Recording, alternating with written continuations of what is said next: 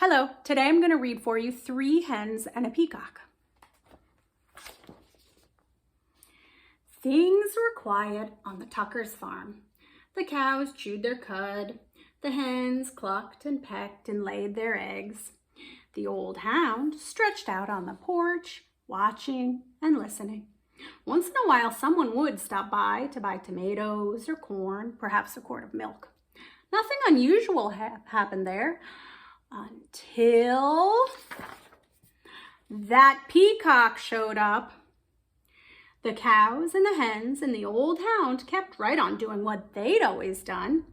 But that peacock had never lived on a farm. He had no idea what to do.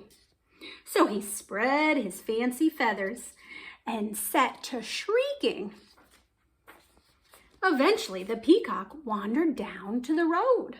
When cars whizzed by, he shook his feathers and cried out in his loudest voice. Of course, folks stopped for a closer look. Day after day, more folks stopped to admire the peacock, and they all bought tomatoes and corn, eggs and milk. Business on the Tuckers' farm was booming. Everyone seemed happy to have visitors stopping by. But trouble was brewing in the hen house. The hens were squawking and clucking and flapping their wings. "We do all the work around here. I'd like to see that peacock lay one single egg." "Exactly. He just struts around screaming. I suppose fancy feathers are more important than laying eggs." "That lazy peacock gets all the attention, and we do all the work." The peacock had heard every word. For days, he moped about, moaning and groaning.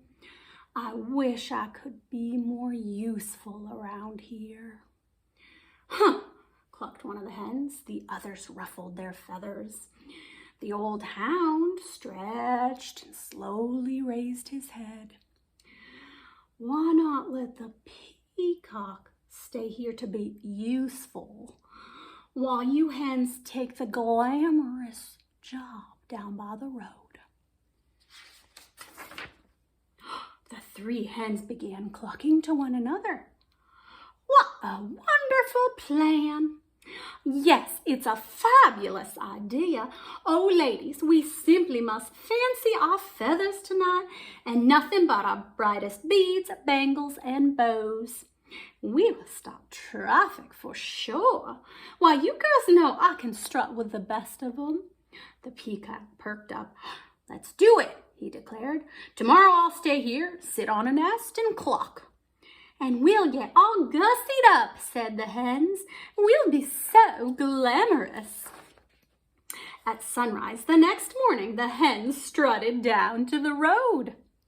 The peacock marched right to the hen house and poked his head inside. The hens flocked by the road, waiting for a car. When they saw one approaching, they clucked and squawked and flapped their wings in a flurry of feathers. But every car whizzed right on by. The peacock sucked in his tummy and wiggled from left to right, trying to squeeze through the tiny hen house door. His front half was in, his back half was out. Down by the road, those hens tried every chicken trick they knew. Still, no car stopped. Finally, the peacock made it into the hen house. He held his breath and pushed with all his might, but no matter how hard he tried, he could not lay a single egg. Not one.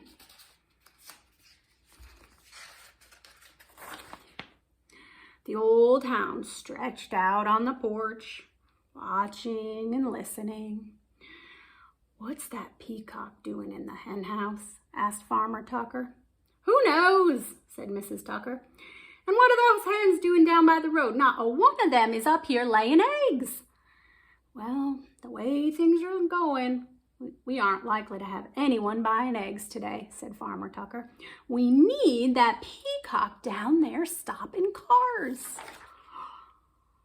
When the peacock heard that, he smiled the biggest smile you ever saw on a bird's beak. I am helping, he thought. He squirmed back and forth until he popped out of the cramped hen house. Then he trotted off to find the hens. The exhausted hens were all clucked out. Every feather was out of place. What a day! We couldn't get one caw to stop. It's true, while most of them didn't even slow down.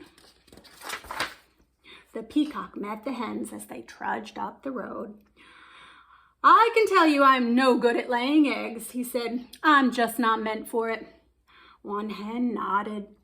I put a most stellar straw, and even I couldn't stop a single caw, she said. I have to hand it to you, Fancy Feathers. Your job is harder than it looks. The other hens agreed. The peacock looked relieved. So the hens marched back to the hen house. The peacock strutted down to the road. The old hound stretched out on the porch, watching and listening. And things were quiet again on the Tuckers' farm. Thank you for coming and joining me for this cute book, 3 Hens and a Peacock. And I definitely hope you will come back for another story on another day. Thank you so much. Bye for now.